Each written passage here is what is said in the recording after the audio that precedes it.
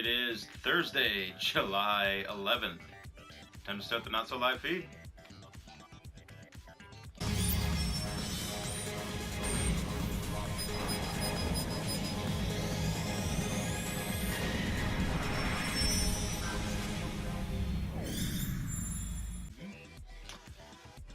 Thank you for tuning in as you do periodically when you have the time. I am, of course, Dan, at least on paper. Let's start the show as we like to do, you know. Let's just find something funny from the net.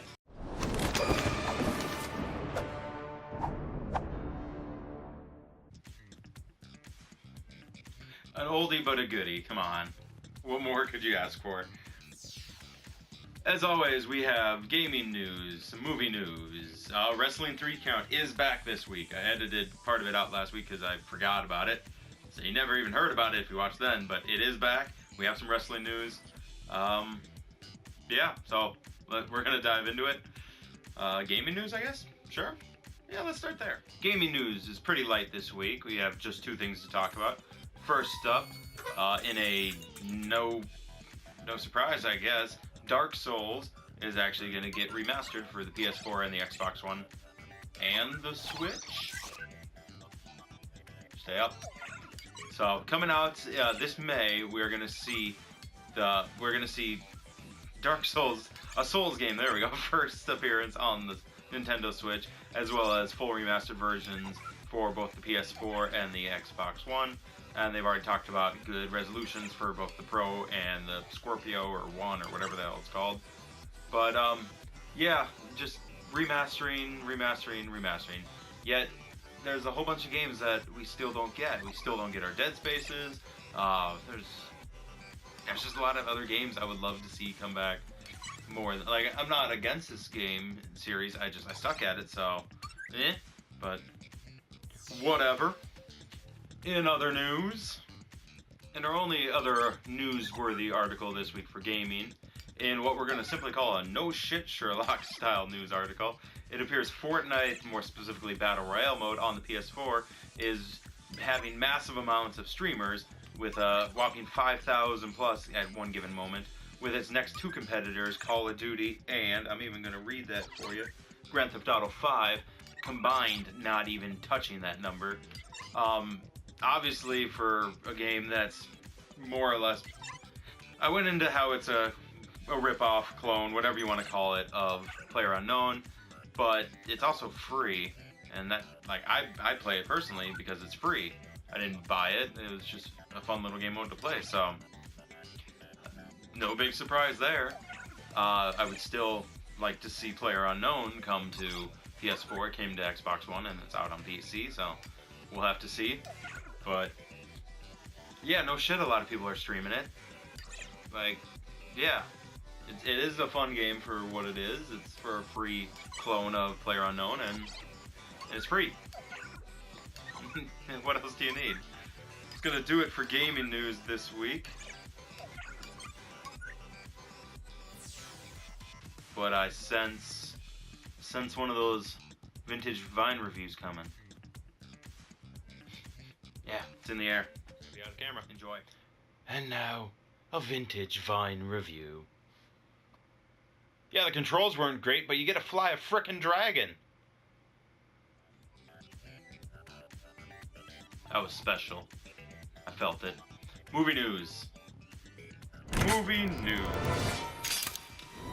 Well, we got our first screen, albeit the shot really doesn't tell you too much. But that's Tom Hardy, and this is from the new Venom movie. This is one of the real first images we've had of anything of any significance. Now, it's not saying too much, but when I bring up something, for me, not you, he's pointing to a book that actually has some lines on it. And these lines are, so how exactly does the Life Foundation go about testing its pharmaceuticals? What about the allegations your empire is built on? And that you recruit the most vulnerable of the volunteers for the test that more often than not end up, and we can't read some of the words because his fingers are covering it. Essentially, this is talking about the new foundation, or the Life Foundation, sorry. And the possibility that Venom won't be the only symbiote. We might get the full 5. Now, there's already been rumors that we're going to get Carnage as the main villain, but this could build a big foundation. Spider-Man, the whole Spider-Man universe, Sony's probably going to have a pretty good year. That some people are even saying might rival, if not surpass, what Marvel's got up their sleeve this year. So, personally, like, aside from Deadpool, which we're going to talk about next, I'm looking forward to this Venom movie so much. It looks so good, and I don't even know much about it, but Tom Hardy, Venom, come on. Possible Carnage. What more do we need? Speaking of Deadpool, as I was just saying, preluding to, Deadpool, as well as several other movies, are seeing their dates be kind of shuffled around. Deadpool has been moved to May 18th off of its original June 1st date. Other movies, New Mutants are being moved. The Gambit movie that with Channing Tatum that may or may not happen, that's being moved, but there's dates after dates that keep getting shuffled around, so it's kind of one of those, we're waiting on a lot of factors to fall in place. There's a lot of big movies coming out this year that are going to compete against each other. As I just talked about, Venom is slated for this October, I believe. Deadpool looks awesome. I can't wait for Deadpool. Downside is some of these aren't coming out till next year, and it's just became 2018, so but you know, a lot of good movies coming out. And since, you know, that last article, go back up, we transitioned from talking about Venom into Deadpool, and we did mention New Mutants here. Guess what we're going to talk about next? New Mutants! Hey, see, I said New Mutants, and now it shows New Mutants. Speaking of New Mutants, the trailer we've already gotten looks insane. For being a Marvel, kind of Marvel Universe-ish movie of things, and this movie just looks straight up horror. And on that note, the movie did just talk about it, got pushed back a little bit, but on top of that, they are doing a little bit of reshooting / kind of tweaking some stuff because they want it to be even scarier than it currently is. One of the main people, Stacy Snyder, who is working on the X-Men spinoff, wants it to have more of that haunted house feel to it. Wants it to be more like a haunted house movie. It already looks really good. It's good. It's got the older brother from Stranger Things in it. You know, not the dick one, the other one. The camera takes a lot of pictures. His name. But just for being a superhero-ish movie, it looks just so good. Can't wait for it. There's a lot of good movies coming out. There's a lot. And I'll try to review as many of them as I can.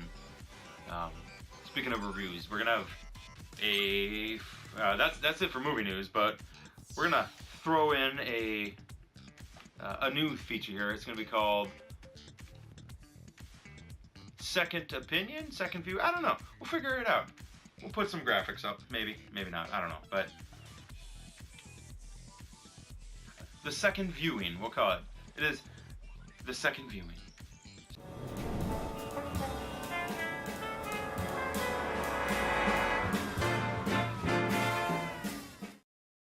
Alright, there's gonna be no fancy Star Wars mask, nothing like that. Simply put, Star Wars, I did end up seeing it a second time. Went with a buddy of mine who has not seen it yet, and can't beat $5 Tuesdays at AMC. Just wanted to throw some second thoughts on it that I might have had, things I might have missed, and just some little things. A couple of spoilers, maybe, I don't know. If you haven't seen it by now, I've seen it twice, so I just dropped my controller. That's what that sound was, don't worry about it. But if you haven't seen it by now, well, sorry. Seeing it a second time, there was only two real things that stood out to me.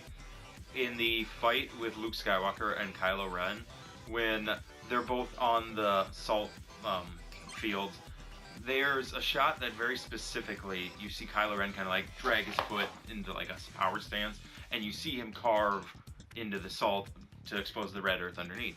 Now, I didn't really notice it the first time, but seeing the fight, Luke makes a couple movements, not as dramatic, but I noticed he's not really leaving any footprints, any marks. And again, he is a projection, so but we didn't know it until after the fight, so I thought that was a cool little feature. Also, wasn't 100% on this part, but you know, when the little kid all the way at the end of it, the stable boy. He's got the broom, and he reaches for it.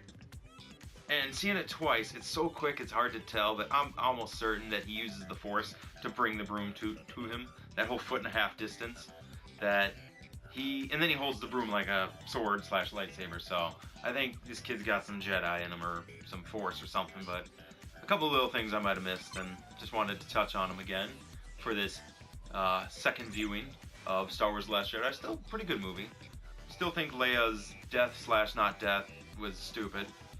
And no Jar Jar, but, you know, still recommend it. And we're gonna round out this show. We haven't done it the last few weeks because we either A, have forgot, or B, have forgot, or C, there hasn't been anything noteworthy, but there's a couple things. The Wrestling 3 count starts now.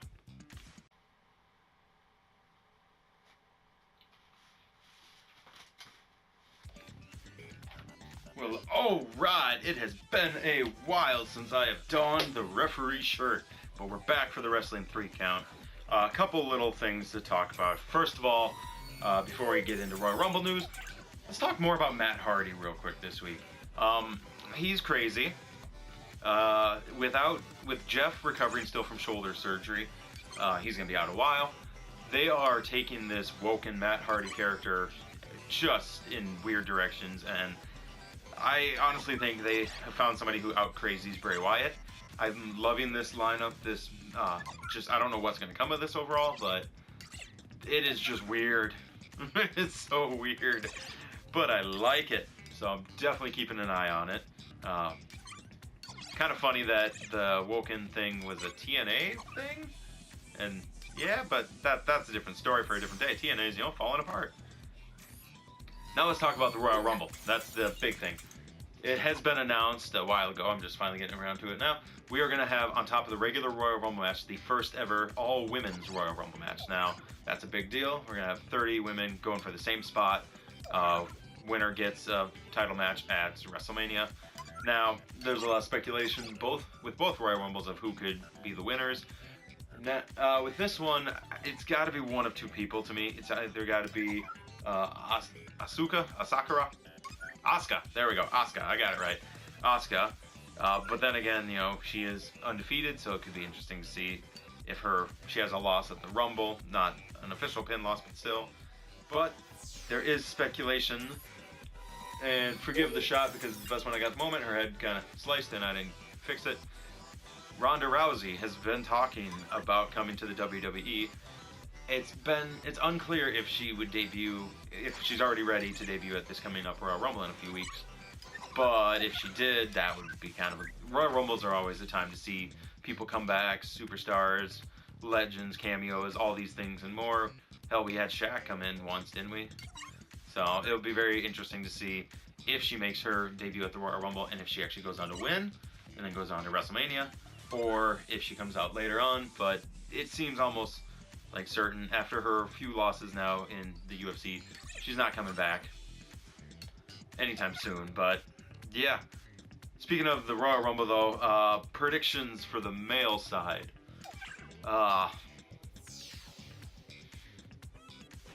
Barring CM Punk magically returning, I don't honestly know. Last year they did Roman Reigns, year before they did Randy Orton. I don't know where they're going with any of this. So Finn Balor, maybe, why not, just for shits and giggles. Here's hoping. But either way, that's the Wrestling 3 count. Let's continue with the rest of the show. Alright, thank you for watching. Appreciate your time. Hope you enjoyed this week's show. Do all those things, them buttons that are like here and here. Appreciate it. Do it when I can. Do it because I can, because I like it. Yeah. Until the next video. You know how it goes. See you then.